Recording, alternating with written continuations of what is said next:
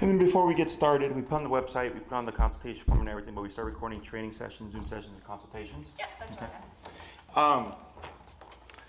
So human reactivity is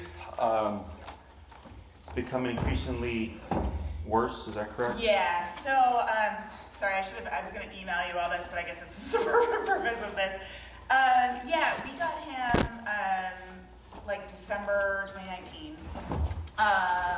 So right before the pandemic, always, you know, sweet, gentle dog, and then very well socialized when he was like a little puppy. And then the pandemic hit, and then it was just kind of all bets off because really no interaction with people and whatnot. Then we noticed like right around a year, he started getting like guarding me, like as I'm definitely, hi. Yes, I feel fair. I'm definitely like his person, you know, like it's like he, no doubt. And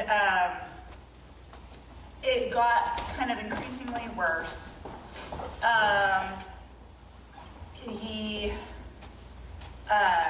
Then I would say maybe 2 years ago,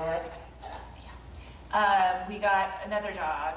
So we have an older dog that's 13, and then we, at the time, had another dog that had a lot of, she had been like really badly abused. Like we rescued her, and she was a very, I'm telling you this because it's important to him. Yeah, no, sure. She was a very...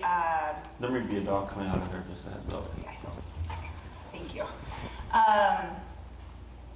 She was a very like skittish dog, to the point where like if you turned on the lights and she wasn't expecting it, she would just bark and freak out and hide under the table, like totally. Sure. And they had an incident, even though he had warned a neighbor of ours, had not treated Teddy the best, like definitely kind of ran after him with like a baseball bat and stuff like that, like crazy stuff, and Teddy really didn't like him, and we had told them multiple times, like, do not let your kid in our yard, because he's, you know, if the dogs are out, like, he will definitely scare him at a minimum. Both the younger dogs were out, the kid came in our yard, we didn't know he was there, and they went after the kid, like, totally attacked the kid. He was fine, like, the kid was fine and stuff, it was obviously just very scary.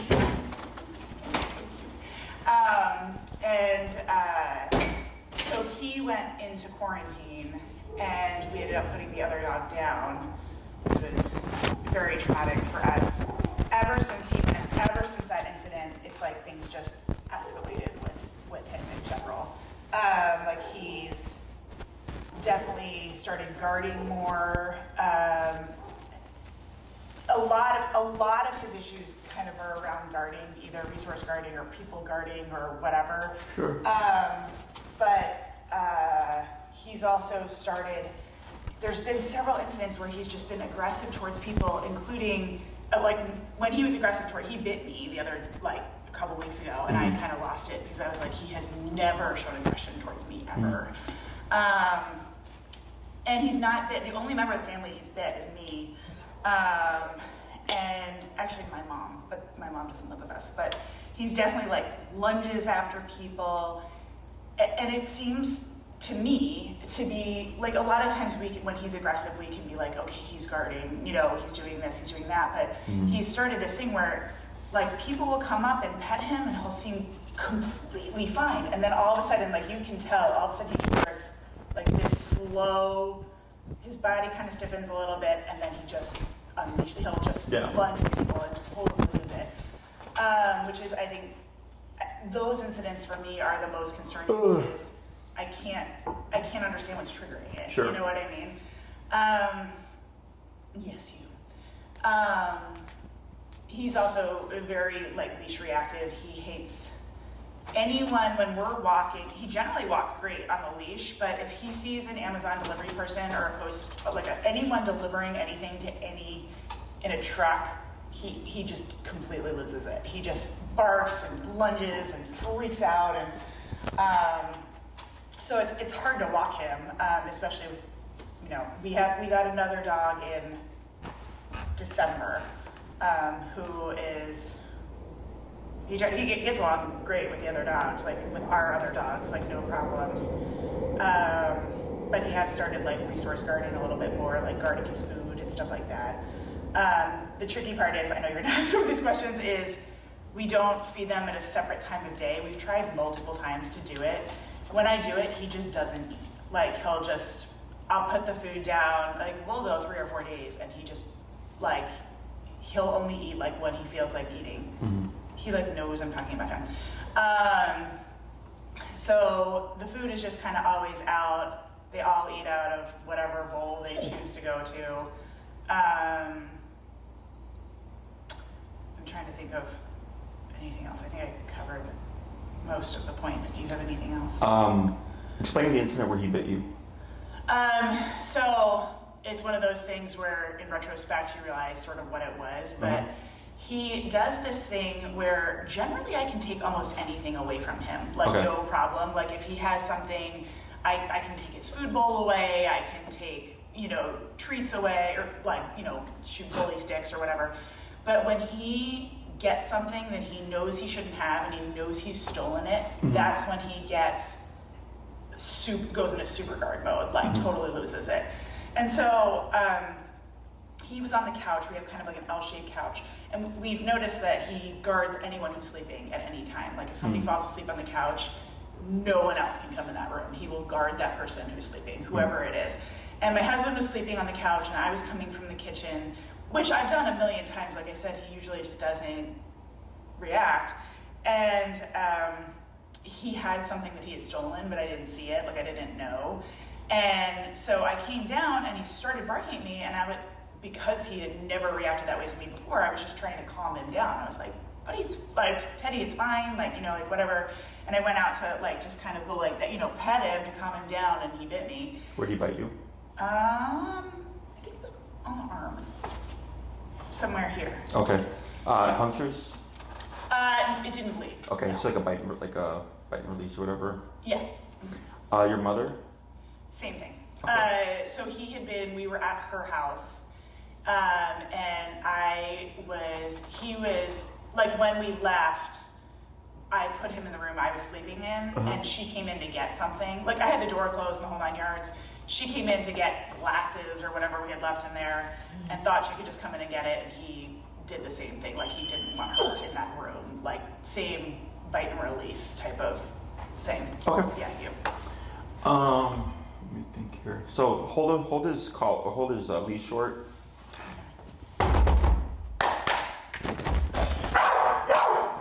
Pull up on your leash, and then with your right hand you're gonna pull up. With your left hand you're gonna press down on his hindquarters.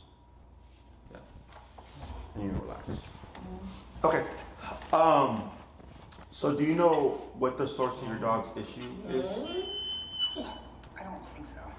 So, don't pet him. The aggression, and I'll explain all that stuff. Okay. Up on your leash. And then there you go. Now relax. Now up on your leash. And now relax. Good. Up on your leash. Good. And if you need to pivot him so that you can sit him down like you did the last time, that's fine. Sit, Teddy. And relax. Up. And no praise, no touch. And just relax. So anytime, Teddy, right? Teddy, sorry, we have another dog named Buddy. Okay. So. Up on your leash. There you go. Like that, and then relax. Okay, every time he moves, up, and then relax. You're gonna just repeat this process. Okay, if he tries to jump on you, just up on your leash. Yep, and then relax. Okay, we're not gonna acknowledge him, we're not gonna look at him, we're not gonna pet him, we're not gonna talk to him. Okay, you're just gonna keep repeating this process. At some point, Teddy's gonna relax, and he's gonna lay down. Okay? So there's resource guarding, obviously, right? Some bully behavior, but then... Yes. Oh, yeah. Sorry, I didn't even have the words to describe that. Yeah, Yes. we call that bully behavior. Okay. But he's a nervous dog. Yeah. He also, sorry, and I forgot to say this, he also incessantly barks for attention all the time, like constantly. Yeah, and we try ignoring, and I'm so sorry to interrupt you. You relax. Sorry, thank you. If we're eating, if we're doing anything, and he just wants attention, and his bark is so so high pitched. Like we will try to ignore him for a while, and like he breaks us every time. Like I know there's gonna be a lot of that. Sorry. It's okay. That's what we're here for, right? Yeah. So you have a nervous dog. Okay. Okay. And the reason I can recognize this is so up a little more and then down the hindquarters. Is that's why I did that stompy thing. Is because there's nervousness, anxiety, fear, and then aggression, right? Sure. And when we see aggressive responses, we tend to, no direction, just no up, direction. Up on your leash. You'll figure it out, and then you can relax. Is we see the aggression as the problem, but it's the symptom of a problem. Fear, right? And it's not, so fear and nervousness are different. Oh. Yes. Okay. Fear, nervousness, anxiety are kind of categorized in the group of insecure behavior or like weak behavior or responses, so to speak. But they have defining features. Okay, so a scared dog a lot of times won't let things go. So like if you separate the dog in a different room, they'll keep barking because they perceive a threat. Right. They're scared. Okay. So like here, he'd continue growling at me. He'd keep staring at me. He would try to move away from me, and he would just stay suspicious and keep growling. He'd stay really stiff. That's what fear would look like. It wants to stay away from the threat. Right. Anxiety doesn't want to relax. It keeps pacing around. It'll salivate. It'll pant, whale eyes, right? And they'll lay down. They'll sit up. They'll move around. They'll sit down. They'll get up. They'll move, lay down, right? They just keep moving. Nervousness will relax, but then will trigger when there's a sudden change in the environment. Okay. So, example being, he's in a room with someone who's sleeping. Right? And it's two things. It's partially guarding. It's partially nervous reaction.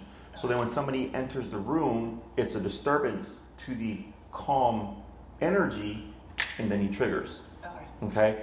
So that's why, like right now, you came in, you sat down, I walked past a couple times, he growled at me, I sat down, and he was fine the rest of the time. After he relaxed, he was fine. And then I said, hold your leash, you held it, I did the stompy thing, because there was a change in the environment. Does that make sense? Yeah. So that's why I'm able to kind of foresee that, because I go, this is already a nervous dog. I already know this. Okay? Typically, when we're dealing with human reactivity, almost always it's a nervous dog. In my experience. Not that we get fearful cases and stuff like that, because we do. But a lot of times, because when you go out into the world, if you have a scared dog that's scared of people, because they're overwhelmed by the amount of people that's out there, they tend to just keep their mouth shut. Right. They don't want to start a fight. Yeah. Does that make sense? Yeah. Whereas a nervous dog, you could be walking, everything's fine, and then all of a sudden someone turns around the corner and they'll trigger because they weren't expecting it. Right. It's sudden. Does that make sense? Yes, it totally does. Okay, so that's a nervous dog. Okay. So I knew this the moment you told me someone can come up to him and pet him, and then at some point he'll start to get stiff. Yeah. This is a very common trait of nervous dogs, and it always throws people off because, like, Jesse, I don't get it. Yes. They're wanting the attention, they're happy, and then all of a sudden they're barking at them. It's just. And I go. Yeah. So my theory is, I call it. It's similar to like the honeymoon phase of a relationship. In the beginning, everything is great. Oh my God, they're the best person. Yeah. And eventually that wears off.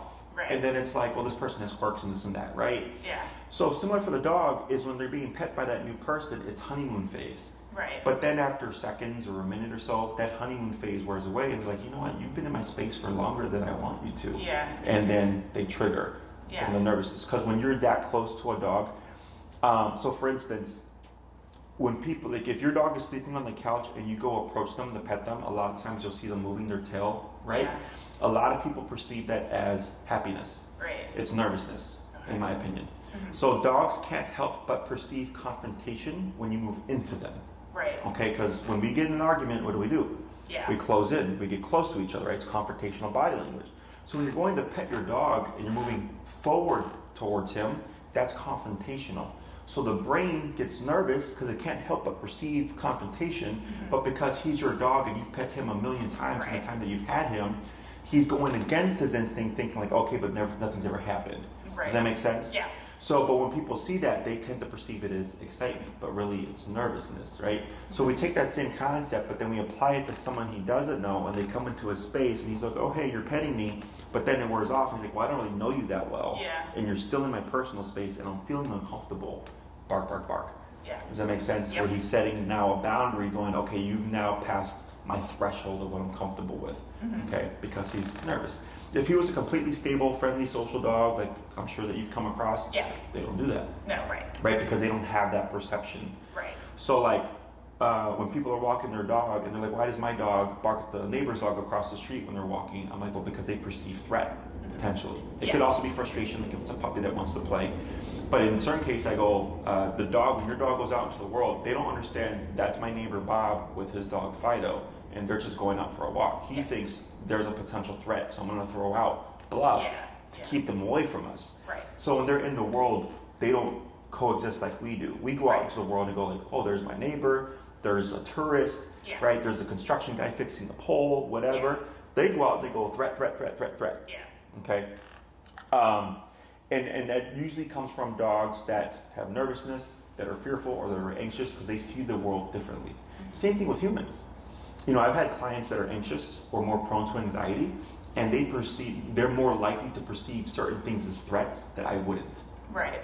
Does that make sense? Yeah, oh yeah, totally, yeah. So the way we see the world versus how they see the world is very different because we understand that we have rules and laws that protect us and that we have a number that we can call to bring 911, right? Or yell help to bring out a good Samaritan, hopefully to help us, right? So in his world is dog eat dog. So he has to behave accordingly, okay? So a lot of the stuff can be addressed. There's certain things that I don't want to say that they can't be addressed. They can be addressed. It's difficult to replicate or to create those situations to address them, and there's no guarantee that it would even do anything long term. Okay. Example being, if he's sleeping next to someone or laying down, and you walk into the room, that trigger. Yeah. Okay. Especially if he's in a resting state. Right. Okay. Because if he's in a resting state, completely out of it, right, and somebody walks in, he's in a trigger. Right. Because he's sleeping. Yeah. Right. Now, can he be corrected for the behavior? Yes.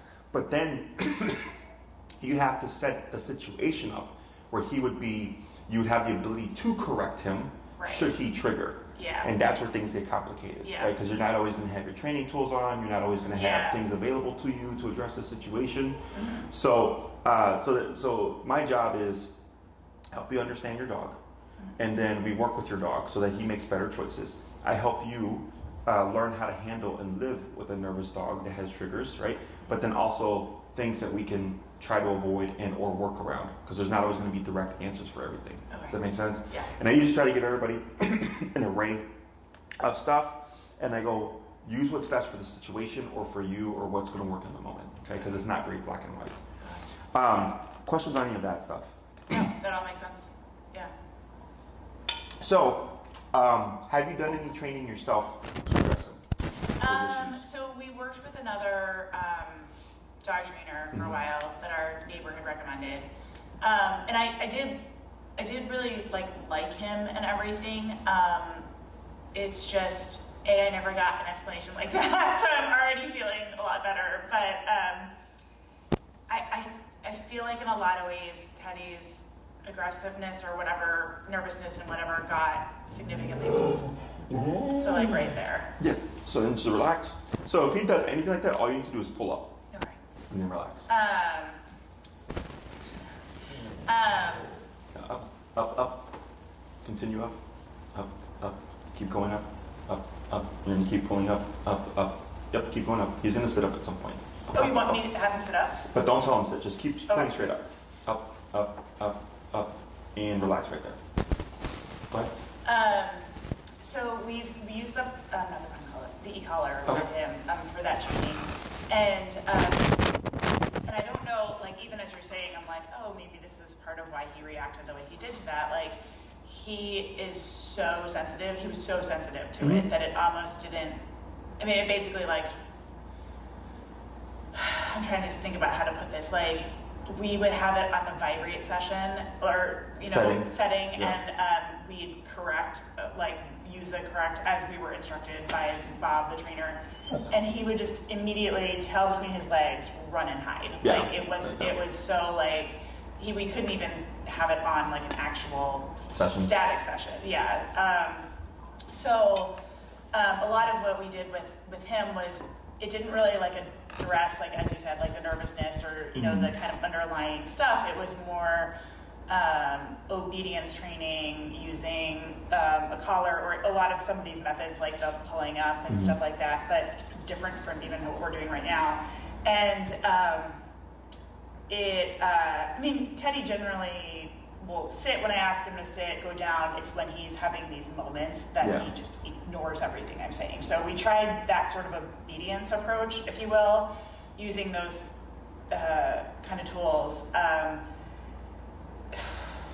We just didn't really see results in trying to change the behavior that we were looking to change. And I can explain all that stuff. Yeah, and it's I don't mean to say anything bad about the instructor or whatever. I'm sure he would have been fine for a totally normal, not nervous dog. But we felt like, especially after that training session, those training sessions, he almost seemed to get more nervous and aggressive. Yeah. So it was, I think we were, I'll work with him on just regular, sit, down, stay, and in a perfect environment with no distractions, he does great, but he doesn't as soon as one of those triggers happens, he just does, it's I'm not even there. Yeah. And there's been a couple, I would say he plays with our puppy, they get along great. But, there's been once or twice where the puppy has triggered something, and it has taken me by the collar and twisting it and pulling him up and trying to get it, and he just will not break from whatever it is that he's latched onto or is having issues with. So, I'm sorry, I don't know. It's okay. I can't even remember if you asked me an exact question. I'm just sort of giving more information. That's okay. But, it's good. That's about the training stuff. So the reason why you can't snap them out of that moment, or everything that I say, I always say in theory. Right, sure. Because this is stuff that I figured out over 12 years of working with dogs. It's not I read a book and there's an answer. Sure. Is because he's a nervous dog. When he triggers into aggression, he gets that aggressive emotion gets tied up with the nervousness, and it's hard for him to come back to stability. Yeah. Because a normal dog would flip, right? Correct the puppy, and then resolve it, and then go away, and then we're done. Right. But when we get when clients are when someone comes over, my dog will stop barking for 45 minutes. I'm because they're triggering into territorial behavior, but they're a nervous dog, and because they're in a state of confrontation, because they're being territorial, protecting the home, but they're nervous, they're insecure, so they don't have the confidence to do it, but they're stuck, is they have a hard time resolving it. Yeah. Okay? So the reason why the training with the e-collar did not work is because of the vibration. Okay? So even with dogs that don't have nervousness, a lot of dogs will trigger or respond more negatively to the vibration than they do to the actual stim. Okay. Now, and there's more variables in there too, right? Right, sure. But the reason is the vibration is a flat sensation. There is no soft to medium to heavy vibration. It's just right. So for a nervous dog, remember, sudden things. Yeah. What's the vibration? It's sudden. It's right. So for him, if he's you're sit, vibration. Oh my God, right? Yeah. That's why when we do stim training or the what people call the shock, the collars that we use have 127 settings. Oh my God. Yes. Yeah, we had 5. Yes. So imagine your 5 is Yeah. 127. Okay. So we have 122 more divisions. Oh, that so we can very much fine tune it. better. Okay. Yeah. But when you're using a 5-setting collar, let's say 2 he's ignoring, but 3 he's yelping his brains out. Right. It's because of the big jump. Yeah, sure. You see that difference there? Yeah. So that's usually a defining factor in how a dog responds to the collar. Okay. So ours have 127 settings. Okay. So when we work with the nervous dog, and it's not to say we're not going to trigger nervousness, okay? Right. Because e-collar is a stressor.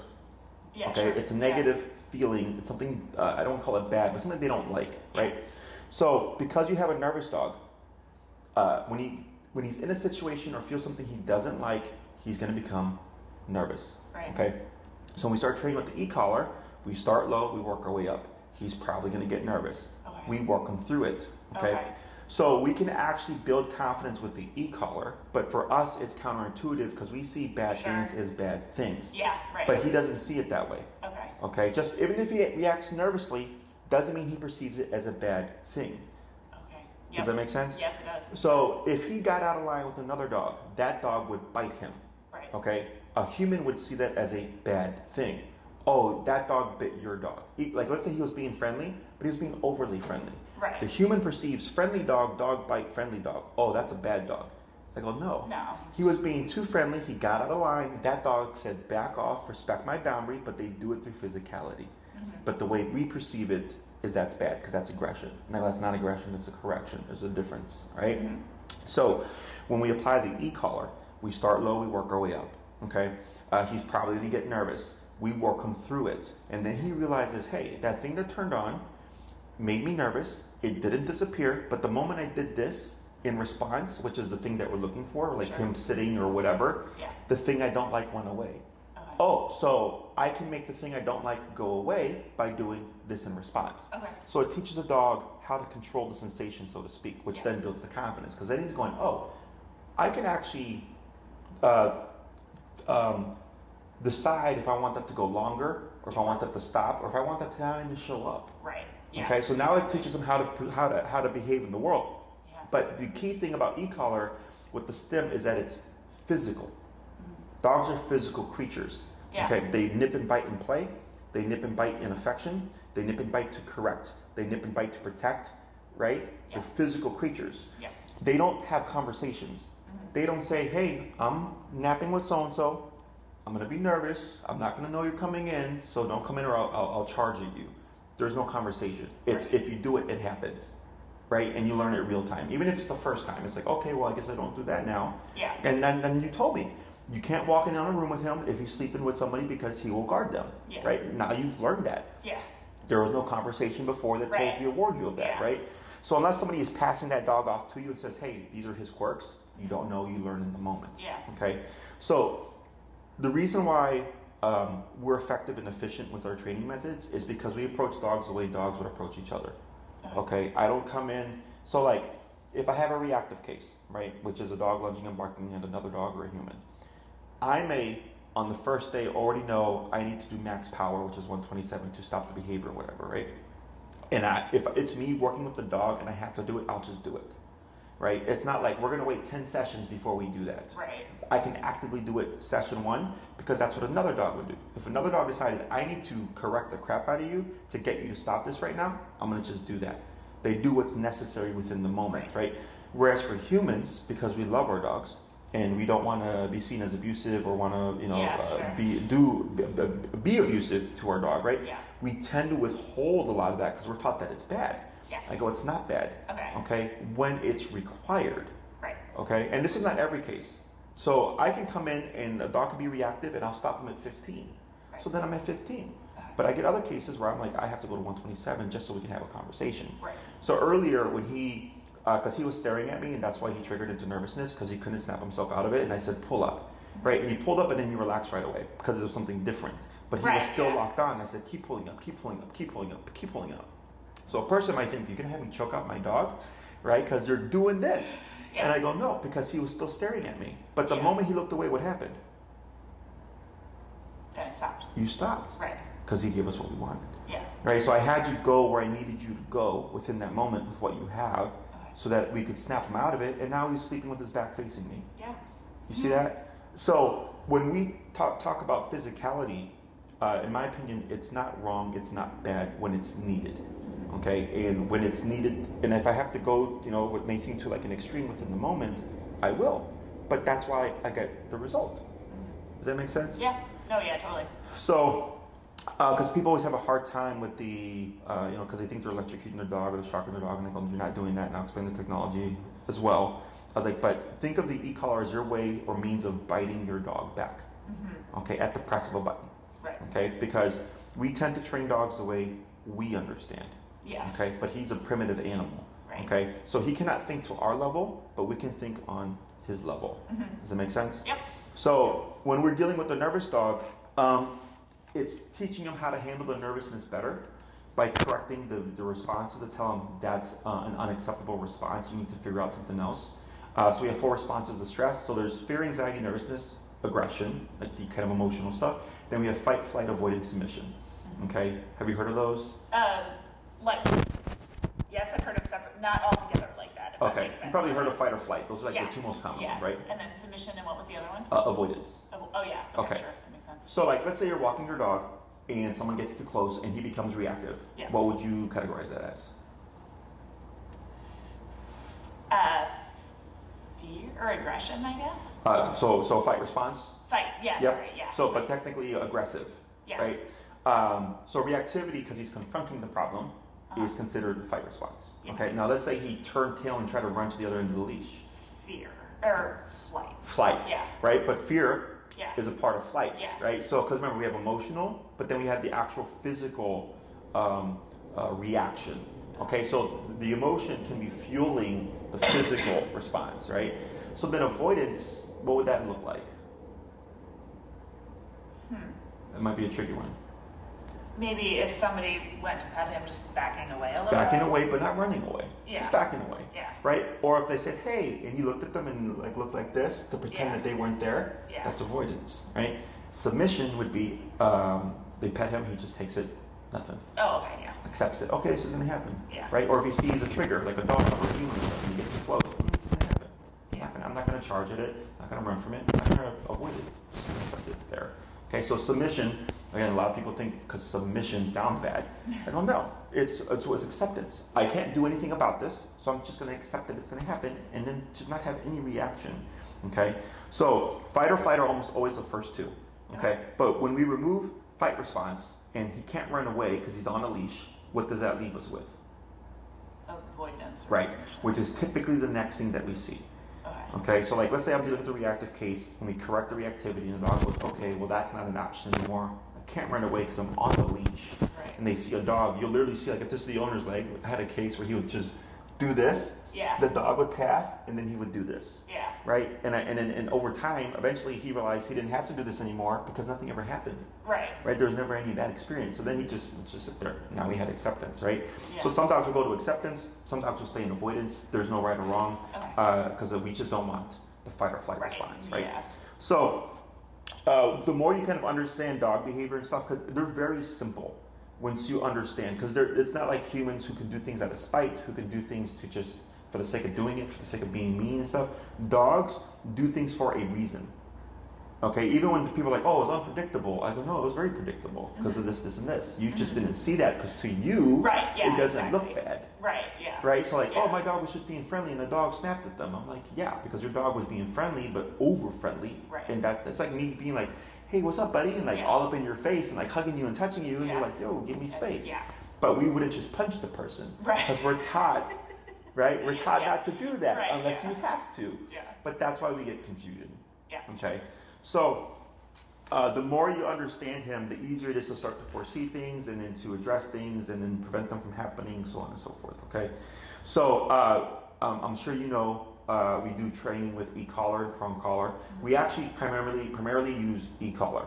We incorporate prong collar if I think the owner needs more leverage. Okay. So like I had a client who was like 90 pounds and she had 130, 40 pound Great Yeah, Dane. yeah. I was like, we're doing both prong and e-collar because Yeah. you need as much leverage as possible, right? Sure. But most of the time we start with just a remote collar because it gives you both on and off leash control from day one. Yeah. Okay. And in some cases, if the dog is struggling with certain things, we'll come back and incorporate the prong collar. I want to say like 90-95% of the time, we don't even need to. It's not that it's bad. Yeah. It's just I like to keep things as simple as possible. Sure, yeah. The less things for the owner to have to think Remember about. and think about, yeah. But then if they end up needing it down the line, well, they've already been using one tool for a couple of weeks that they're familiar with it, that when we incorporate another tool, it's easier for them Yeah. as opposed to trying to learn everything all at once. Totally. Okay? Yeah. So when we deal with these kinds of cases, the first thing that we teach is leash walking, okay, which is the heel concept. The reason why we do this is because most people walk their dogs 3 times a day, 7 days a week in the city of Chicago. Okay, Right. so that's 3 times a day, 7 days a week that you get to practice this concept of using the e-collar. Okay, we tend to think of the e-collar or prong collar as punishers, and we only use them when the dog's being at their worst. That's the most common approach that people have, absolutely, yeah. right? Because they perceive it as a bad thing. Right. And I go, no. I was like, your dog needs to understand this as a communicator, this is an ever-present thing, and I need to change my behavior because of it, okay? So when you're walking your dog 3 times a day, 7 days a week with this collar, you're, also getting more acclimated to how it works. But then also, if he has a moment, let's say he triggers for whatever reason, and you try to use the collar to correct him. Let's say you're at 25, and you come back and like, hey Jesse, we had a bad experience where he flipped out. I was at 25. He could feel it, but he just kept barking, lunging. And I go, okay. I was like, so it was a failure, but what did you learn in that moment? If 25 did not stop him, what did you learn? That 25 didn't stop him. Right. So then we would need to be higher next time. Yeah, exactly. Right. So that eliminates 25 levels. That leaves me at 102 levels out of 127 settings. Right. So even though there's failures, you're building on those failures. So I go, okay, the next time you see a dog, be at 30, be at 35, be at 40. We just keep going up until we find a number that he's going to go, whoa, that sucked. I better stop doing what I'm doing. Right. Okay. But when you're doing the healing concept, and you teach a dog how to actually block out the world and focus on you through consequence and what we call pressure, it helps calm the brain down. Yeah. Okay. One thing to focus on. Yes, exactly. One thing to focus on as opposed to everything that's in the world. Sure. So when people, when they walk their dog, and like let's say the dog's happy and excited or whatever, if the entire walk is like that, that mentality has been reinforced or rewarded for that period of time. So the dog becomes more and more stimulated. When you walk your dog in a passive fashion, now that becomes more of who they are. Your dog becomes what you allow them to do, right? So if it's like, do whatever you want, whenever you want, however you want, 24/7, you get a dog that sets rules and boundaries, right? Because he's used to being in charge. Oh, I can pee on that, I can poop on that, I can bark at that, right? Yep. But when you start to put rules, all of a sudden you get that kind of dog. And it's not to say that he won't ever trigger, but he sits. So we call it a passive dog is a thinking dog. A stimulated dog is a reactive dog. Okay, because if he's already out in the world like this, it just takes a little bit to set the next level, right? But if he comes out calmly, and if something happens, you might get his attention, but it's not going to just trigger. Yeah. Does that make sense? Totally. So I know the issue is nervousness and resource guarding stuff, which we'll get to, but we always have to start from a baseline. Yeah. Okay. So we always start the leash walking stuff. And then I tell you, rinse and repeat, do your homework, come back, and then you're my feedback. Okay. So if I'm dealing with a reactive case, and they come back class 2, I'll ask them how to go. And they're like, hey, Jesse, like the reactivity is like 50% better already. Right. Like he wasn't as reactive. He was only reactive when the dog lunged at him or barked at him or blah, blah, blah, blah. I go, great, we've already fixed 50% of the problem. Yeah. And then we make some adjustments, make some tweaks, do the second half of heal, because it's a 2-part exercise. Go back week 2, do your homework, come back week 3, give me feedback, right? And in some cases, people will tell me, Jesse, no change in the behavior. And I go, okay, no big deal. We're gonna make some adjustments, go off and rinse and repeat. They come back, and then maybe it's still a shit week, and I go, okay, what's the highest you went to? They go, we went as high as 50. I go, okay, cool, because that tells me your dog's reactivity number is somewhere between 51 and 127. Yeah. Okay, because it is instinctual for us to change behavior or do something different to stop something we don't like. Okay, so you ever touch a hot stove? Yeah. What did you do? Pull your hand away. Pull your hand away, right? I gotta do something different here, right? Or for an uncomfortable situation or conversation, we want to pull away from it. We want to leave that situation, right? Same thing for the dog. But remember, dogs, they're physical creatures, right? So it's all going to be through pressure on the collar. So if he's barking 50, 55, 60, 65, 70, if he's still barking 75, 80, 85, 90, and I've had dogs where I've had to max out the collar before they finally stop.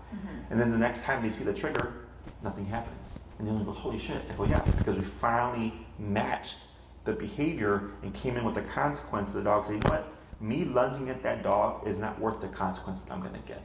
Risk and reward. Okay? Same thing for humans. There's some humans that think, hey, it's worth trying to rob a bank for that $10 million to go to prison for 10 years. And there's other people who are like, it's not worth it. I'm good. No thanks. I'll work for my money, right?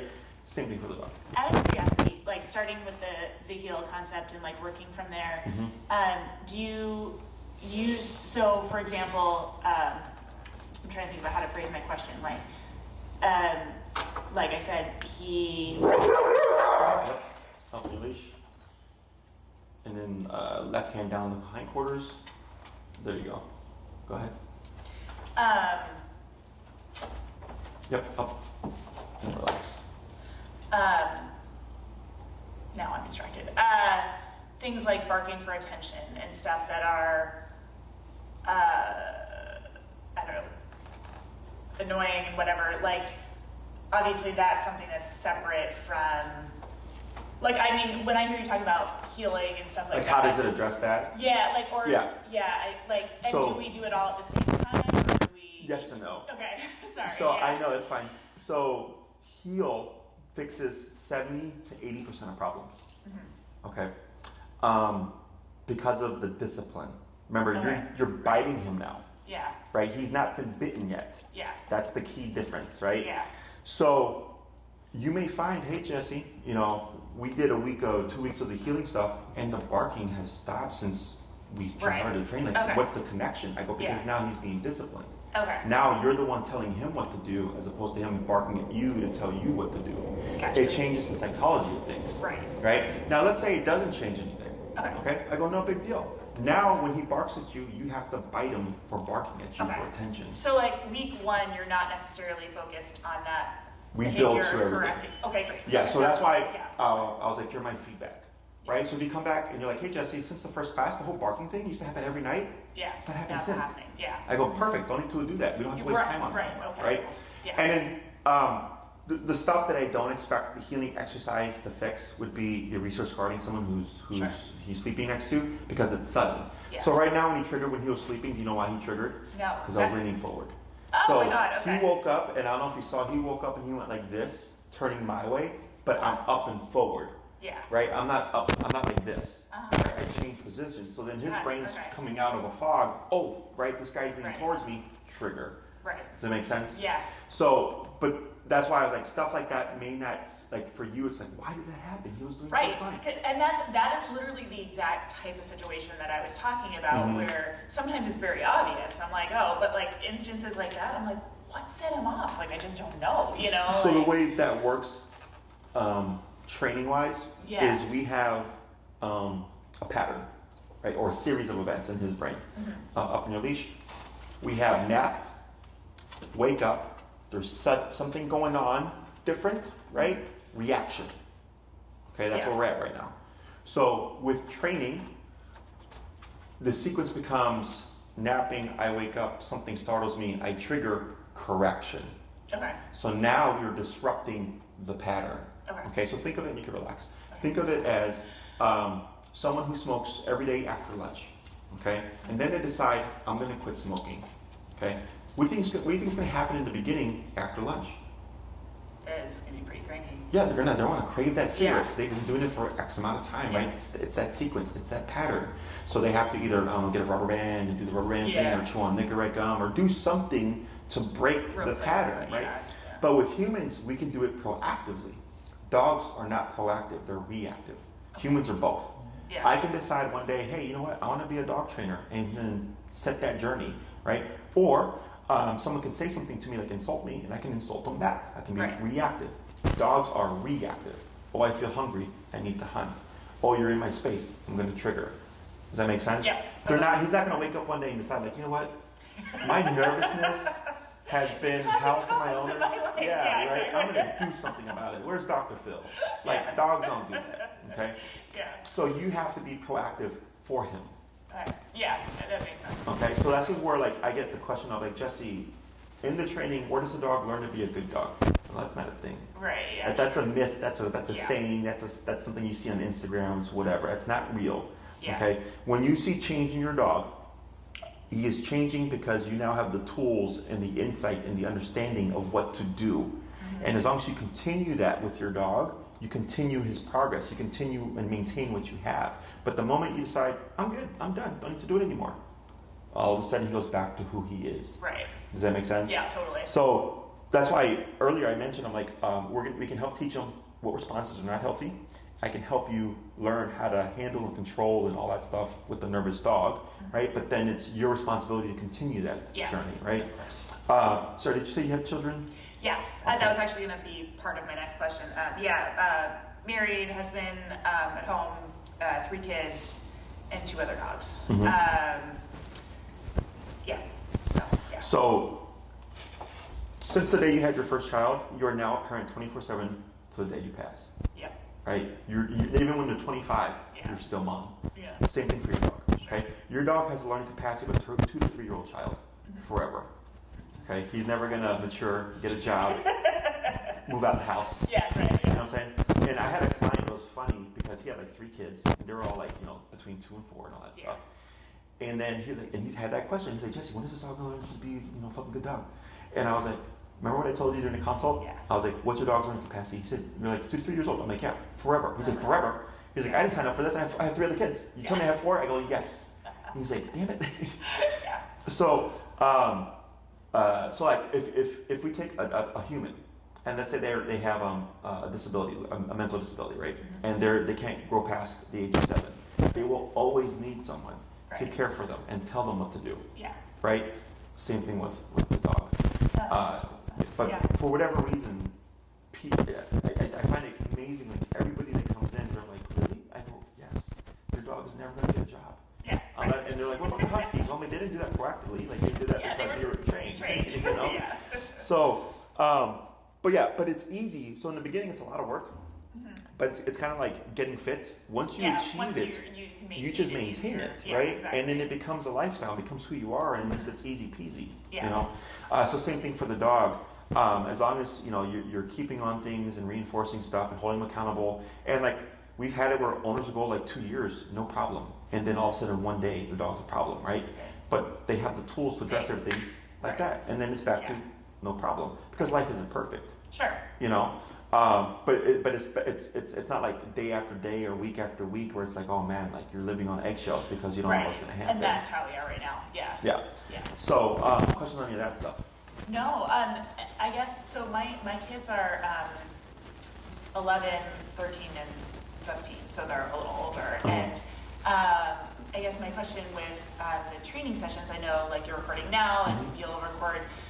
Would those sessions be available so that like my other family members would be able to watch it? Okay, cool. Yeah. What we do is we upload them, and then we're trying to figure out a better way to do it. So initially, the reason why I started recording was because when COVID happened, nobody wanted me to come over because I do home to home. I used to travel to you. Yeah. But then COVID flipped everything on its head. Where everybody was like, just stay out of my house. Yeah. So then I had to figure out a middle ground. So we started training out of Oz Park, which is in Lincoln Park. Yeah. Busiest park in Chicago. Okay. And people loved it. You know, because you're in the middle of a busy environment, we're real time. If their dog reacted, we would handle it, right? So we just kept with it. Yeah. But then because people, you know, they want the social distance and stuff, I was no longer touching or handling the dog because I used to train the dog in front of you, hand you back the dog, coach you through it, and then go do your homework, right? But now it's 100% most of the time the owner. I just walk you through everything, and you're just doing it yourself real time, okay? So owners love that because everything is hands-on for them, and they retain it better. So we've just kept with the same theory of training because, like, why, you know, if everybody's a big fan of it, why change it? But because it's so much regurgitated information, so to speak, on my behalf, it's a lot to try to retain. Yes. So we recorded sessions. I think it's great. No. And we were putting everything up on YouTube, and people loved it because they would just look up another owner's video if they needed help, or we would send them a link and stuff, and then it was just like a library. But then someone on TikTok found us, didn't like us, started bashing us, but then their followers started leaving us 1-star reviews. Oh no! Yes. I'm so sorry. So now it started sounding like it was like a double-edged sword because you know my client, and we even had emails from people from other states, from someone from Australia, someone from Europe, were like, "Hey, your videos are amazing," because everything's uncut, it's unedited.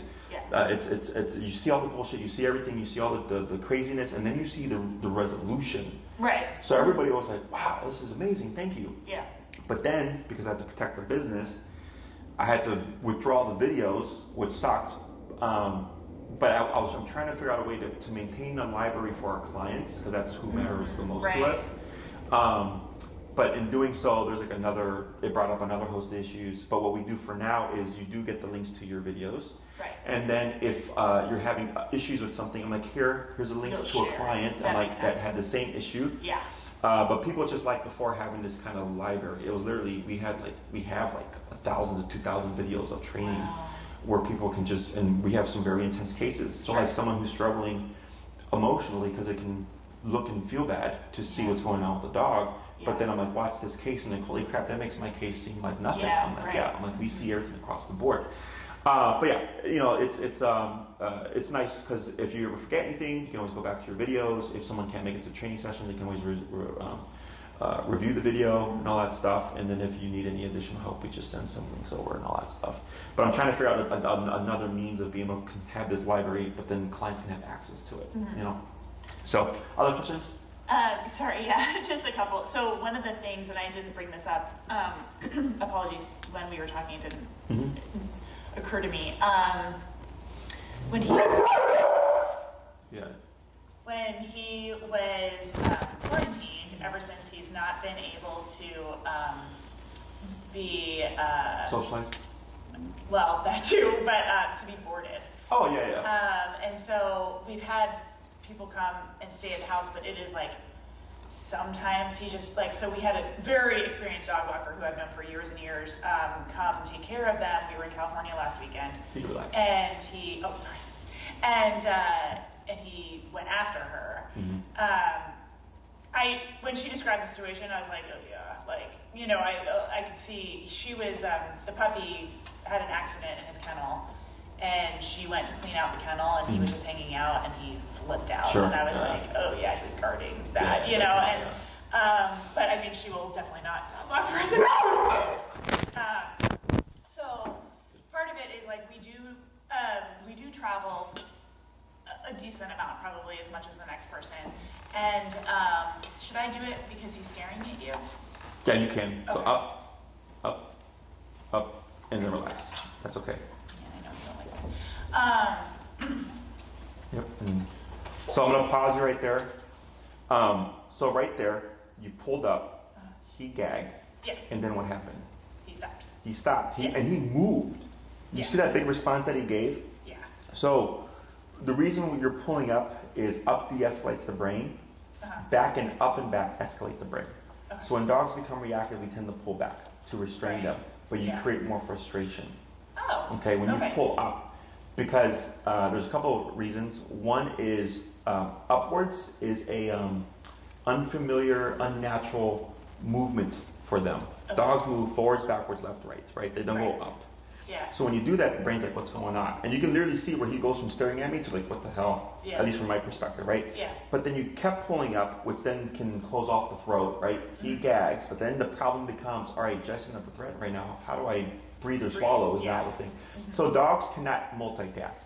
Right. He's going to do one thing at a time. He's either going to worry about me or he's going to worry about the leash pulling up, which is also why we do that. Does that make sense? Yeah.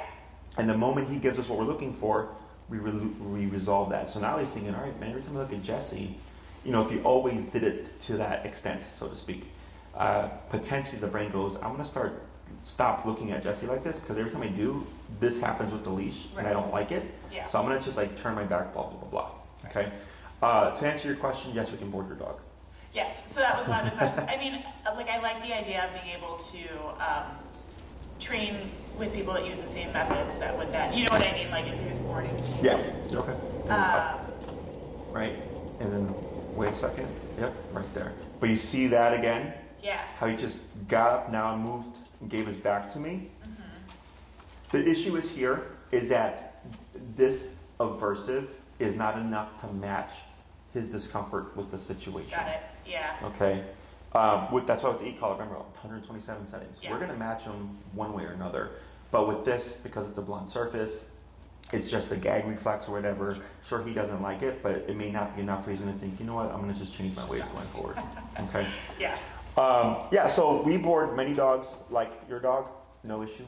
Okay. We have many dogs that can only come here because of their issues. Everything that we teach, we reinforce. Okay, so like, you know, if we have a human reactive dog, blah, blah, blah, blah, if they were to trigger here, they would be corrected because we would have the tools to do so. And corrected in the same Correct, way, same manner, all the same stuff. Yeah. In some cases, owners like to tack on training sessions, and we're very transparent. So like for instance, we had a client that emailed us, he wanted to do a training session while the dog was here, because the dog was reacting towards UPS people. And I already know what the issue is, but the guy was like, can you do a daycare and train for my dog? And that's like $200, right? And we told him no. And we said, because we cannot recreate that scenario. I was like, we're not going to see anything here, and we've not seen anything here for your dog for the past 2 years. Right. Right? So I could have easily said, yeah, I gave you $200. Yeah. But I go, no, because it's not going to work. Yeah. Instead, put that $200 towards a private session where we can go out and recreate it, blah, blah, blah, blah. Yeah. You know? So if you ask us something and you're like, we can't make that happen, You know, it's just us being honest with you. Yeah, totally. If it's something that we can work on, we will tell you and say like, yeah, sure, if you want to tack on a training session, we can work on that, blah, Okay. blah, blah. But yeah, everything's reinforced. All my staff is trained how to use the stuff. If we have a new staff member, we have tiers, so we have novice handlers, intermediate handlers, we have experts, so to speak. So now that I have more experienced trainers, because before there were certain dogs that only I could handle. Right. So I would have to come at night and take out the dogs and stuff like that. But now I have staff that's been with me for a few years that they can just do that themselves too. Oh. I don't think this is going to be the issue for your case. But whenever we have a dog that has human issues, we always recommend that the owner muzzle conditions them, because muzzle. Oh, muzzle. Yeah. Sure. Because if something happens and the dog has no muzzle, can we do something about it? Yes, but it's a ton of work. Yeah, sure. Because we have to put on a 60-pound suit, then we have to take 2 other people off the floor, because we have to, then we record everything in case something happens and stuff like that. So with the muzzle conditioning, like we have a dog, actually this happened twice this past weekend, I think it was Friday, Saturday. One dog who we have not had issues with for a while, jumped and bit my handler, grabbed his jacket, almost pulled it off his chest. The handler is fine, and jumped on him a few times, and we've not had any issues with this dog. Right. We know of her issues because what the owner told us, but it's always been fine. But for whatever reason, this happened. Okay. We had another dog who came for his evaluation, and on the entry, because the dog didn't want to leave the owner, ended up turning around and then biting my handler on the leg, right? And then everybody's fine. This is what we do. Like this is a dog bite here. So we're all trained to handle the stuff and everything, but so those 2 people were told, you know what, going forward, bring your dog muzzled because there's too much liability here. Sure. Until we get the dog to a good place, then we may say like, okay, you're fine. Usually what happens is the drop off is always stressful. So if the dog is muzzled, the dog can freak out, everybody's fine. We bring the dog in. Once the dog relaxes, we remove the muzzle, and for the most part, everything's fine from that point going forward. Because it allows us to just interact with the dog without liability and without having to worry. Yeah. Okay. And then once the staff is good, and then there'll be some times where it's like there's a dog and a novice handler can take the dog out with the muzzle on. Right. But if they walk up to the kennel like, hey, this guy's not muzzled, then we go, don't touch the dog. We'll wait for so-and-so to come in because they can take the dog out unmuzzled. Right. You know. Yeah, got it. But they will fill you in on all that stuff. The brand that we recommend is Baskerville. It's like basket, but with an R, Baskerville. He's probably a size 3 or 4. Okay. So a lot of times clients will just order both sizes, keep the one they want, and then return the one they don't need. Yeah. And then just start conditioning, which is very easy. And you can just email Maria and say, hey, Maria, can you send me the muzzle conditioning videos? And she'll send them to you. Oh, great. And you just start working on them. Okay? Yeah. And then going forward also, training-wise, right, because you have a dog that triggers towards humans. If it was dogs, it's easier. Yeah. Because it's like, all right, your dog doesn't like dogs. Just keep them away and blah, blah, blah, blah, right? Yeah. But when it's humans and it's like you want to have people come over, there's going to be kids coming over to play and all that stuff. Right now we put him in his kennel every time because I just don't. Yeah, sure. Safest option, right? Yeah. So with high reward comes high risk, right? And I'm willing to take you as far as you're willing to go. But if it's like, yeah, Jesse would like to have our dog be a part of the family, not have to put him away and stuff, I go, okay, that's a great goal, but there's a lot of risk there now, right? So that muzzle is going to be your best friend when you're trying to integrate your dog back into normalcy or back into the environment, right? Yeah. Because then if he triggers, well, 1, you can correct him. Yeah. 2, if something happens, we have something to protect, right? Because he can't get to anybody. But also helps take off anxiety. It helps take off that nervousness of like, what happens if something happens? Well, he's muzzled. Like that's why we have that here. Okay. Yeah. I tell this to everybody that needs a muzzle for their dog. Start it now. Okay. A lot of people like to treat it like a high school project, and then the day before training, they're trying to rush and do the conditioning, and then because the muzzle takes away his primary form of defense, right, which is his mouth, so it can put the dog into stress. Yeah. So now we can have 3 potential stressors. We have the muzzle, we have the e-collar, and then we have the situation, right? But if you muzzle condition your dog, that takes off at least 1 stressor. Okay, so all that leaves is the e-collar and then the situation. Otherwise, you see the dog and the muzzle is actually escalating. Yeah, that was what I was going to ask. Yeah, sure. Right, yeah, so that's why if you start the conditioning now, and let's say in under, 2 months or no a month, triggers, nothing, exactly, sort of, that when we need it, yeah, right, you're like, all right, Jesse, I've done this for a month. I go, okay, cool, you've done your homework. Let's say he still doesn't take to it. Not a big deal. You've done your part. We do what we call force conditioning, which is with the e-collar. Okay, where we teach the dog, okay, you may not like it, which is fine, but you're gonna have to accept it. Okay. Okay, but at least the human knows that they've done their part, Right. and it's just the fact that the dog just doesn't like it. Okay, because there's also like the psychology component of like, you know, like let's say I go up to 100 to correct the dog. We go in small increments, like 5, 10, 15, 20, 25, 30. Because for the human, they see me going 5, 10, 15, 20, 25, 30, and they see their dog reacting, but then stopping at 100. So to them, it makes sense because they're like, well, Jesse went 0 to 100, and then nothing stopped the dog until 100. But if I just jump to 100, the human thinks, well, how do I know anything below 100 wouldn't work? Right. Yes. Does that make sense? Yeah, absolutely. Yeah. So I've been doing this a really long time. Yeah. Like it's not just the dog stuff. 'Cause the dog is easy. I know what to do. I'll get it done. But I have to do things a certain way so that the human sees it and goes. You're training the humans, really. And so that they understand that this is okay because everything below 100 didn't work. Yes, of course. Okay, No, even if the dog yelps and turns its tail and stuff, like nothing under 100 worked until that point. Okay, so the way I would perceive this case kind of playing out is first class is always heel. Okay. And then sometimes shit happens, and then class 2 we have to like take a tangent to address something. But more often than not, it's class 1 and 2 are heel. Okay, do your homework, give me feedback. Yeah. Class 3, if we're still struggling with any kind of outside reactivity, we need to resolve that first before we can do anything inside. Okay, because outside, technically speaking, is easier than inside. Yes. So interesting. Okay, great. Okay. No, I didn't. Because inside the home, we're usually dealing with territorial behavior. Yes. It's instinctual. Yeah. Yeah. So that makes more sense that the dog would struggle with because his job is to protect the home. Yeah. Okay. So once we address everything outside, they're like, yeah, we're good. Then we move to the next step. Okay. We'll most likely cover stationary control, which is place command, like this dog bed. Okay. The reason why we cover that is we cannot make your dog like people. Yeah. Okay. People coming in or whatever, or new people, blah, blah, blah. But we can teach them to coexist. Yeah. Okay. So it's like, all right, bud, we don't want to put you in the kennel. We would like you to be in the social environment. But also you're not 100% with people. So go over there and don't move for the next 2 to 3 hours. So it keeps them in the social environment while keeping them under control. Okay. When you put your dog in the kennel and you shut him out, it's what's the word? Is it seclude? You know, like he's kept away from the situation. Deprivation or whatever. Right. So it's like with the kid, a shy kid. Yeah. Right. If they're shy and you allow them to always go to the room, they're never going to learn how to just open up to the situation, right? You have to keep them, and they're going to be shy, but eventually shyness wears off, and they get curious. I was just at a girlfriend's best friend's house, and they have 2 kids. One's 2, the other one's like 6, 7 months. And I showed up, and he just like right away tucked behind the mom and dad. I ignored him. 30 minutes later, he was running up, showing me his superhero cape or something like that. So I just ignored him. Yeah. That's what I do. That's the same thing with dogs. I just ignore them, and then they'll just come up and approach, and then I continue to ignore them, and eventually they're like, "Hey, pay attention to me." Yeah. Right. Same thing with we're all animals. All the behaviors are all the same, but the way we interpret them is different. Yeah. Sure. Okay. So then we may not be able to have them open up, which we do have exercises for that, but we have something to keep them in the social space. Mm-hmm. Okay. Because him being in the social space is what's going to help him learn how to be social. Yeah. If you always put him away, it's not going to happen. Yeah. Now. And everything's,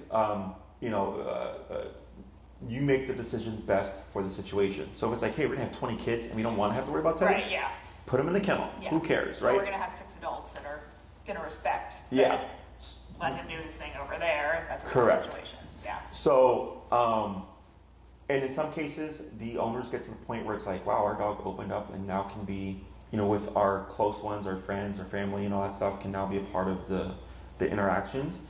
We get cases where it's like they just don't want to. Yeah. Okay, so we cannot make the dog like something, but we do have exercises to help get you to that goal. So I always train for 120, 10%, because we're not going to get it. Sure. But we're going to get closer to 100. Yeah. If I aim for 80, we're going to get 50, 60. You always get less than what you aim for. Okay, so that's why I get cases where the owners are like, Jesse, like that doesn't seem feasible. I'm like, probably, but you don't know until we're actually there. Yeah, until you try, right? Yeah. I had a case. One of the most intense aggression cases I've had in my 12 years. He had 2 trainers by the time he was 6 months. I was his 3rd trainer. They told him to euthanize the dog. They didn't want to do it. Yeah. I trained the dog. Fast forward, they had a baby. Called me up, Jesse, because they were worried, like what's going to happen. And I said, we're going to take all these precautions. And the dog loves the baby. Kids now at least 3 to 4 years old, loves kids. Oh, no issues since. It's been at least 3 years since I've trained them. Wow. Right. But we went into it super conservative. We went to it like these things to look out for, so on and so forth. No issues in 3 years. That's awesome. Dog loves kids, brings them his tennis ball and all that stuff, right? I don't know, but I give everybody the tools and they just experiment. And in some situations, like let's say it's only 6 people, he's good there. But then when it's more than 6 people, or if it's more than so many kids, you may find like he doesn't do well. But now you start to learn situations where he can be a part of it, and other situations where you just put him away. Mm-hmm. Does that make sense? Yeah, totally. So, so first 2 classes on heel. Third class is a variable. Are we making progress outside? Yes, cool. No. All right, well, we got to do another class on that. When it comes to behavioral cases, it's not step by step always. So let's say by the 3rd class, you go off, and then you're supposed to have your 4th class, and you're like, hey Jesse, we're still struggling with this. I might tell you push off the class. Continue working on what you're working on until you get progress. And then you come back for class 4. Because then you're going to just blow through all these classes, and you're going to be stuck. Right? Yeah. So like I have a case right now. I saw them like 2 months ago, and then like 2 weeks ago they had a session with one of my trainers for an in-home session, and then they're pushing off the next session for the spring to give them all this time to work on stuff. But in those 2 months they were struggling, and finally I sent my trainer. He helped them fix what was wrong. Oh, that's good. Yeah, that was what I was just going to ask. Yeah. I'm like, what if you get to the point where like you're still just not making progress? Like you need something to like kind of get you out. Like yes. So that makes sense. Yeah, okay, cool. It's not going to be. It's not concrete. It's not like do this, and then it's done. Yeah. Right. We play everything by ear. Now, if things are moving pretty straightforward, we will keep pushing stuff. But then, depending how long of a program you do, like if you do a longer program, a lot of times about a third of the way through, I'll pause it, where it's like you have everything that you need to progress and push stuff, but now you need time. Because if I keep teaching stuff, you just now have 20 things to practice in a week, right? Exactly. You need time to practice and see what's working, what is working, failing and having successes. You come back whenever you're ready, and I go, okay, let's have class 9. Where are we at? Like, hey, Jesse, we made all this progress, but we're stuck here. Okay, cool. This is what we do. Go off and do some more homework. Okay, so it's flexible in that sense because it's behavior. Yeah. If it was just obedience, I know what I can get done in a period of time. Right. Once you learn the skills, it's just rinse and repeat until you get there. Yeah. And then you eventually you have a trained dog. Okay, right. But because you have behavioral stuff, it's a little bit different. Totally. So the 4th class would be stationary control. The socialization stuff, like how do we have people come over and our dog, how do we properly introduce them, stuff like that, can be a class. Recall is usually an important one in case your dog is off leash, or if like you don't want to let your dog off leash because you're afraid they're going to run away. Having recall allows you to return your dog and allows you more freedom. Or in the case that he runs off on you, like having the ability of like returning your dog. Yeah. Right. He definitely. He barks at our neighbors and our neighbors' dogs. I mean, we just live in like somewhat urban environment. We're in river forest, having the ability when, like, that's definitely like a concern for us. Like if he's barking at the fence, not people walking. I don't necessarily care. I mean, maybe I should, but like if people are, because I like the security element. If people are walking by, I don't mind that he barks at them. Mm-hmm. You know what I mean? But if our neighbors are in their yards and he's just like at the fence, just barking, like, it just. Now I gotcha. So you can have, technically speaking, both. Okay. You just have to be very consistent, okay? Right. And you're going to make steps forward and make steps back so you can correct like the neighbor one, and he can learn that because he sees them on a regular basis. Right. Yeah. Right? But then when a stranger walks by the front or whatever, he'll still bark because he's like, well, I've never seen you before. Yeah, right. He can learn that context. The reason why I say steps forward, steps back is because technically speaking, he's practicing the behavior in a certain context, so it's going to take time for him to rationalize, like, oh, I don't bark at you, but I bark at all of you. Yeah, right. Okay? Yeah. And that just takes consistency. Okay. And it's not, and the key thing is him learning in certain situations it's not wanted, period. So if you're walking on a leash, right, you don't want to be reactive towards dogs or people, right? But like, because people ask, like, well, what if somebody tried to attack me? I'm like, your dog would still be reactive because it is a completely different situation versus walking past someone. Someone charging at you running, he's still going to react. Yeah. In order for us to stop that behavior, we would have to recreate that situation, correct them for barking at someone running at you, yelling, and then he goes, I don't bark when people run at my mom yelling. Right? But if we don't do that, he's going to trigger. Okay, so we even when we have nervous cases and stuff like that, obviously we don't want to kill security. We just want to control the behavior. That's exactly right. Okay. So I would put you anywhere between 6, 9, and 12 classes if you're wanting to do in person. If you did 6, it's the bare bones minimum. I'm going to focus on the stuff that I know you need. Leash walking has to happen, so that's 2 classes. A variable class would be in case we're still struggling with stuff outside. A 4th class would be on stationary control. Another class on socialization. The 6th class technically could be recall, but I would probably also treat that as a variable, where it's like, okay, you know what, Jesse, we did socialization class. We're going to take some time because that's really important to us. You go do stuff for like 2 months, you come back for the final class, right? Like this is what we're stuck at. Because stationary control allows you to just have your dog and know that you're not going to do anything. Okay, so the 3, what I call a trifecta of dog training, is walk my dog without pulling, no reactivity, go there, don't move, and then come to me. Okay. That's the walk my dog is the most important out of all of those because that has is impactful behaviorally with stuff. Okay, so that always has to happen. Stationary control, especially when we try to have people come over, kids and stuff like that, is nice because it's like something I don't have to worry about. Recall is only for dog is going to be outside, right? So if he's never going to be off leash at a dog park, then technically speaking, your risk to him running off is very low. If you did 9 or 12, it allows us to cover more ground obedience-wise. It also gives us a buffer, right? So if I go, 6 classes on recall, leash walking, behavior stuff, and stationary control, 6, 7 classes, well, that leaves us 1 to 2 classes as a buffer for like, okay, we're still struggling with this, okay, we can have a class on that now. If you did 12 classes, that's for someone who wants complete control over the dog obedience-wise, but then also gives us an even bigger buffer for behavioral stuff, okay? So the 12 class program is like for someone who wants an off-leash trained dog. You know, they do everything with their dog. They go to picnics, they go to the dog park, they go to the dog beach, they go to their friend's house. They do everything with their dog, right? If that's not you, then you're in the 6 to 9 class range, where it's just like we want just family pet obedience. We want the simple stuff that's going to be useful to us. We don't need all the extra things that can, you know, the bells and whistles and everything like that. But then a little bit of wiggle room if you did like the 9, just in case you're struggling with the behavioral stuff and all that. Okay. I mean, I love the idea of the 12. I mean, I know right now, I'm trying to think about how I'm trying to put this, like, especially because him and I are so close, like him and I go hiking together and do stuff that,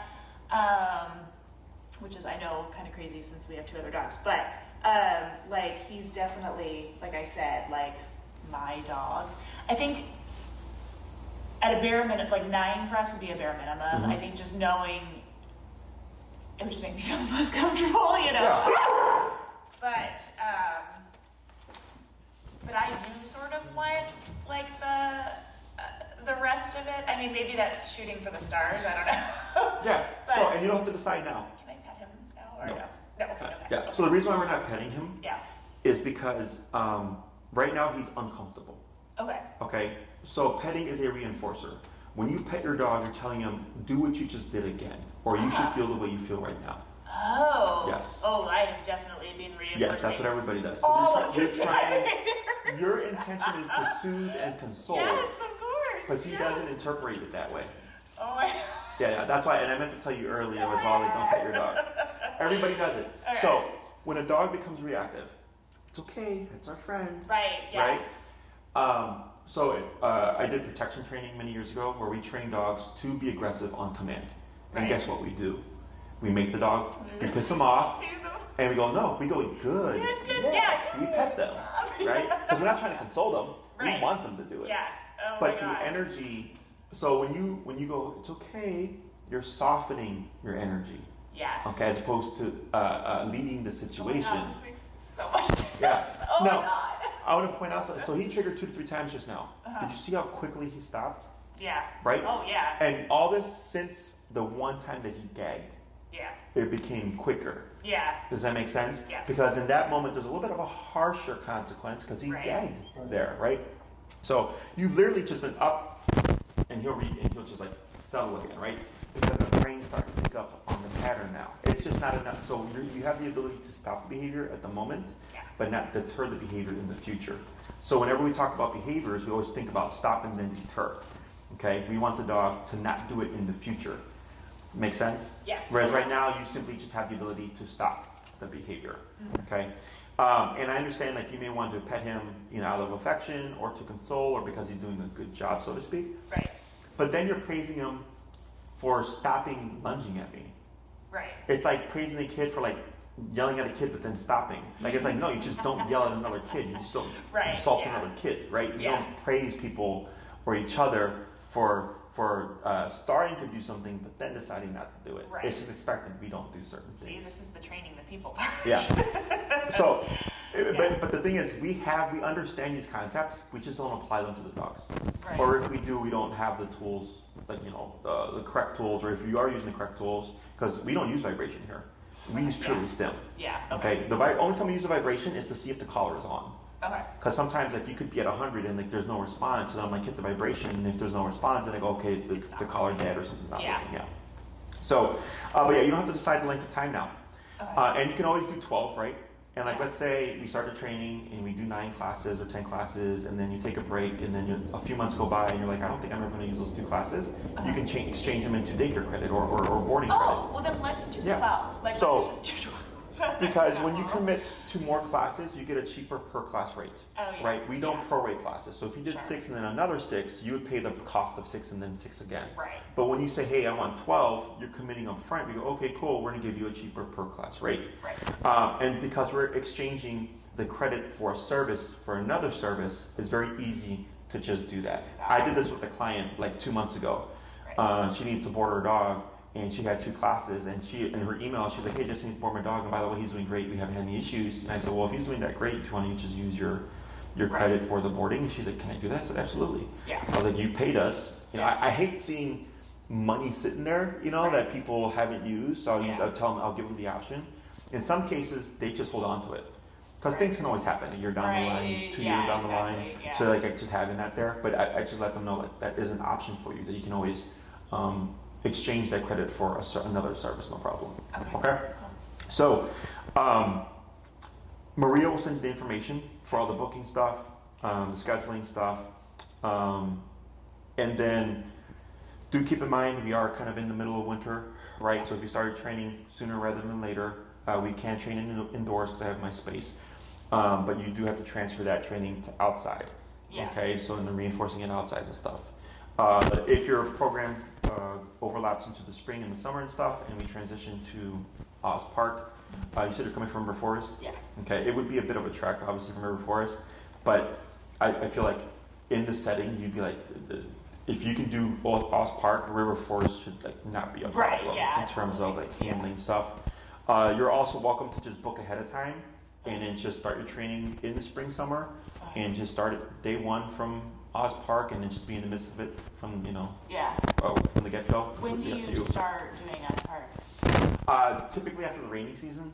Oh, so like... I think it's like May. Yeah, because we had a year where we started it sooner and like we were getting rained out every weekend.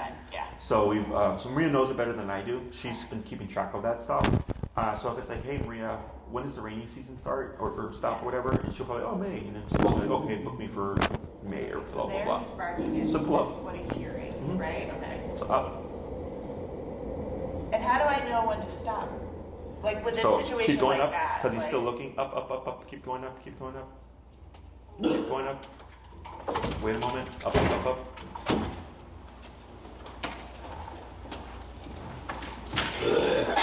Just keep holding. You're fine. Wait a moment. Up. You're good. Just keep holding. Wait a moment. Now relax. Now up again. Up. A little bit of pressure on the hindquarters. Now relax. Up. And now relax. Good. So, do you know why that was more intense? Why? No. Well, because it's been quiet for like half an hour. Oh, true. Yeah. Remember, settle? Yeah. Sudden change. right? Because even though he's triggered at me, I've been here for the past hour, right? But they came up, and dogs are very good about hearing the cadence of footsteps, right? So now we have completely 2 pairs of foreign footsteps coming up the stairs after it's been quiet for 30 minutes or whatever, right? Yeah. Then they enter into the space, right? So now we got territorial behavior, right? And he doesn't know, new place. Right. So all that can heighten things, right? So I can see from here where he was going to be more serious in that reaction, but you just kept it up the whole time. Yeah. So the brain couldn't continue going forward because you had him like this the entire time, right? So eventually they leave the space, threat is gone, and then the gag, you released, but then he looked back, so he was still stuck or fixated. You pulled up, but it required less than the time that they're going up because the threat is now gone. Yeah. Does that make sense? Yes, totally. Yes. Mm-hmm. So for me, I go, yeah, this is what I would expect, right? Which is why I was like, up, keep going up, because I could already see where he was going to be more intense had you not addressed them because of the context of the situation. Absolutely. Okay? Yeah. So once going forward, you know, you can just take this, and when you see stuff, and I always tell people, you want to see the moment and then moments prior that led to it, and you'll start to be able to determine or define or distinguish like certain factors where you're like, oh yeah, when this happens, he's worse at his reactivity. There you go. And at other times, it's less, right? And you start to be able to predict things and all that stuff. Mm-hmm. Okay, dogs. Remember, they're not like humans where they can just decide to do something. Like I could just decide to punch someone for the sake of punching them. Right. Dogs don't do that. Yeah. Everything he does is for reason. Yeah. Okay. So what would you recommend? I mean, I would put him on a prompt collar in the meantime. Oh, in the meantime, yeah. Yeah. So like, let's say you decide you want to push off your training or whatever. So well, that's I guess more of my question is like in so many ways I want to get started as soon as possible. Right. Is that okay though? Is it not? It's not like recommended that we start outside or whatever? No, because we can always figure it out. Okay. Right, like training inside is not going to impact your training outside. It's just that you're going to have to be training outside and it's cold. Yeah. Right. I mean, because we walk him in the cold, so like, perfect. Yeah. No, it's completely up to you. There's just sometimes where clients were like, well, I would like the whole program to be outside, you know, so let's just book it. Yeah. And there's only so much stuff that we can do here. So like, let's say, you know, there is reactivity in River Forest and then we're not seeing it here, right? I can give you the solution and the answers and stuff. We'll figure it out. It's just, it's faster if you're real time in the moment and you're just learning, right? Because then it's like, okay, I have the answer and you just go and do it. Right. But if we're not seeing it here and you're seeing it at home, I have to help you figure it out. So there's just a little more time. Okay. But if you're doing 12 classes, then it's kind of like we have plenty of time to figure it out. Right. Okay, right? cool. And then plus the space where I would say like, you know what, take 2 weeks, do all these things, and then once you find the answer, let me know. If you can't find the answer, email me. I'll give you more feedback, and then we'll just keep doing, you know, via email. But you do whatever you want. Yeah, it's more like especially with us being gone, and then him having the issue with the dog walker. It's like it feels like such a burning platform for me, where I'm like, I really want to get for sure. Yeah, book whenever you want. Okay. Okay, cool. So Maria will handle the booking, the scheduling, and all that stuff. Okay. She'll send you a contract. Please do read over the contract. Any questions? Feel free to ask questions. Do keep in mind that Maria goes by the contract. So like if you submit your contract, or like let's say you're reading and you're asking questions, please do. But other people are submitting their contracts, right? They're being booked. So when you submit yours, and then it's like, okay, well she's got 5 other people ahead of you, you may not get the time that you want, or so on and so forth. So she does go by the contract. Okay. So once that's submitted, she goes, okay, you're serious, you want to train with us, right? Yeah. And then you know, she'll negotiate and everything like that. When do you normally train? Like what times a day and days and stuff like that? So I'm reverse. I'm usually evenings and weekends because most people are 9 to 5. Oh, right. Yeah. Yeah. Right now is my lull, so you can get in on the weekend pretty easy, I would think. You know, Maria would know better. I have my own business, so I have a lot of flexibility when I need. So So yeah, she knows my schedule. I've learned not to talk about it because it's always changing. Oh yeah, no, totally. I just didn't know like what you just said. Sure. Generally, evenings and weekends is sort of, you know, what I was. Yeah. Right now there's a lull, so there shouldn't be any issues. Okay. And then if your program end up overlapping into the spring or the summer or whatever, then we just start meeting over there. And then in case you need an in-home session, that would be the only tricky part, because How long did it take you to get here today? 18 minutes. 18 minutes? Oh, that's yeah. not too bad. Mm-hmm. The express, well, it's a weekend. It's a Saturday morning, so okay. the expressway's open. Yeah, we'll have to figure it out. I think online it says like hourly rate or something like that for the time spent, right? Mm-hmm. And travel. But what a lot of times what we do if there's any in-home stuff is once you understand it and know how to do it, it's really just application. Okay, so we do as much as we can here, and if the owner's like, hey Jesse, we just need you to just come out to do one, it's still cost effective because we're getting as much as we can outside. Yeah, exactly. And then when it's like, okay, we need one in the home because something's not transferring well, then we just go to the home, and we can usually wrap it up within the session. Because it's very common sense, it's very logical. Okay, once you understand everything, it's like, oh, this makes complete sense, and it's just a matter of just doing it. Right. Okay. Any other questions? I think those were all my big ones. And if you forgot, you can just email Maria. Okay. Yeah, if you forget, if they pertain to me, she'll email me and we'll get back to you. Otherwise, she can answer almost any other questions. She will send you the make and model for your dog that we recommend for the training collar. For the training collar, okay, right? Because you don't want 5 settings, you want 127. 127, yes. Yeah. And the muzzle as well. Yes. Yes, and then, well, I'm guessing we would. And then you said there were videos for how to. Yes. So you can email Maria. Say, hey Maria, Jesse said you can send me muzzle conditioning videos. Oh, great. She'll send you the link. Okay. And it also goes over the muzzles that we recommend. So if you forget, but she usually sends that as well. Okay. Now for the collar, I don't care where you get your collar. I just care that you get the correct collar. Okay. Absolutely. That makes complete sense. Yes. The collar that you need, I believe we're sold out of. It's called Dr. Black Edition. Maria will send you the information. Okay. When you get your product, it will literally say Black Edition. Okay. Black Edition. So the problem is, and this has been screwing a lot of people over, is the model is 1900S Black Edition, but they have like 4 versions of the 1900S. Oh, okay. So you need the Black Edition. Yes. Okay. So if you order on Chewy, it's not the Black Edition. Okay. Because it says 1900S Black, and it keeps screwing people over.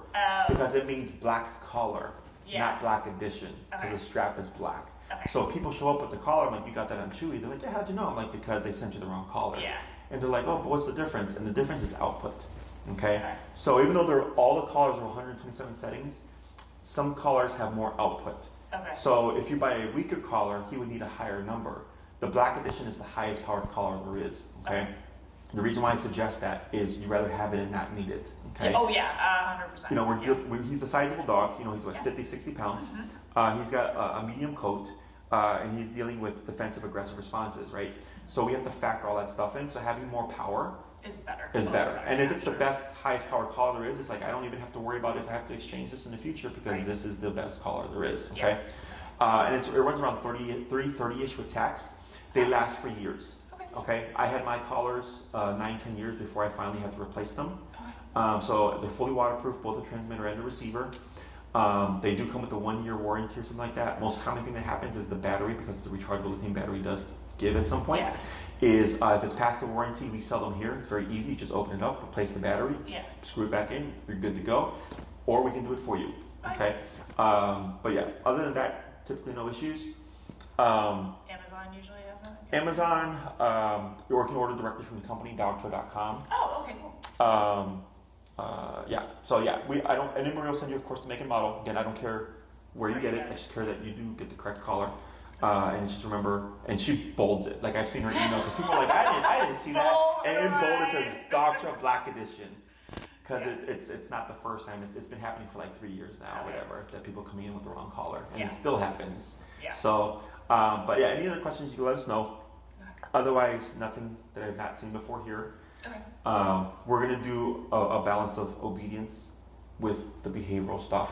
Okay, and they kind of just go hand in hand. Great. Okay? Yeah. Anything else? No, that was like really helpful. Like, yeah, Excellent. I mean, all your explanations were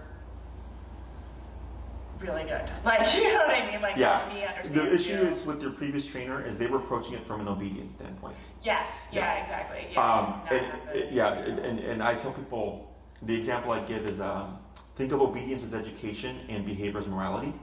Is one doesn't have to deal with the other. Right. So you can have a really smart person who is like a kleptomaniac and steals stuff, or like is really like a terrible person. And you can have someone who's not the most intelligent, but they are a very good person. Yes. You know what I'm saying? They don't overlap. Yeah. Same thing with dogs. Okay. You can have the most well-trained dog in the world, and they're still an asshole. Yes. Right. So well put. 'Cause, I mean, it happens. Exactly, yeah. Okay? So I'm going to get up. He's most likely going to trigger. So Okay. just remember to pull up, okay? Okay.